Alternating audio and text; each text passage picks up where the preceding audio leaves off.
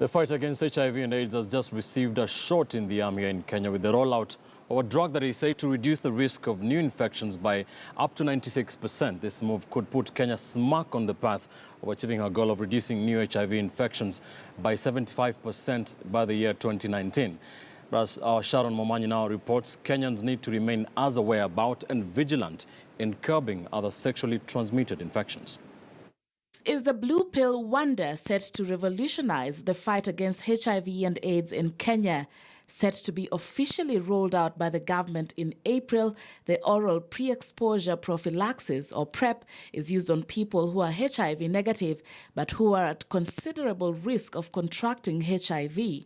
When taken daily, PrEP drastically reduces the chances of infection. Once it's in your body, it protects the body cells, sort of coats them, so that the virus does not enter the cells, because it takes the virus to get into the cell for you to be infected.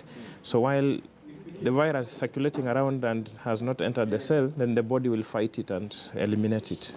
For a country that for decades has seen the ravaging effects of the AIDS pandemic, this news is almost too good to be true. Mimi ninataka niwapongeze madaktari ambao wamefanya utafiti sana mpaka wametoa dawa ambayo itakuwa inasaidia binadamu kuzuia ugonjwa ya ukimwi. I think that the government is doing a good thing, especially for the discordant couples.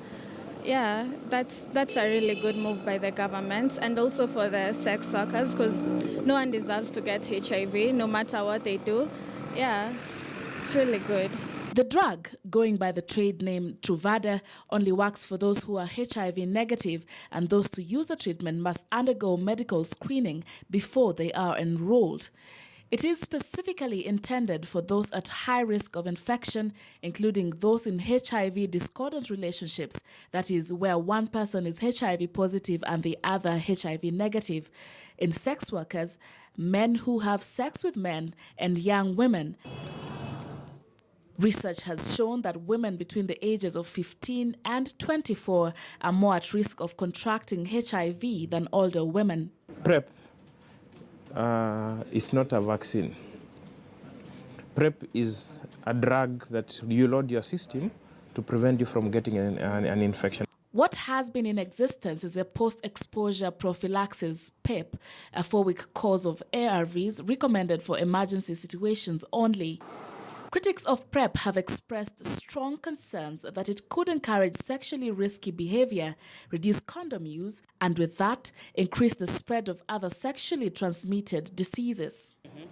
Kwa kweli hiyo PrEP itafanya watu wakuwe too careless, because they will just watajiachilia na watakosa matili kwa jamii. I also want to differ with many opinions that this vaccine will encourage promiscuity. All in all, we must embrace this vaccine and give it a test.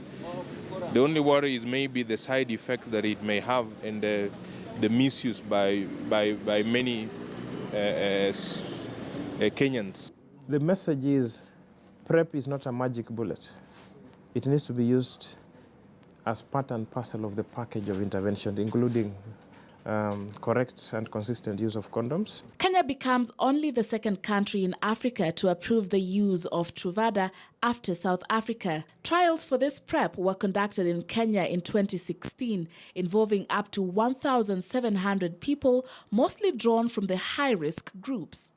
PrEP, like any other medication, is not without side effects. And those side effects include things like nausea, vomiting.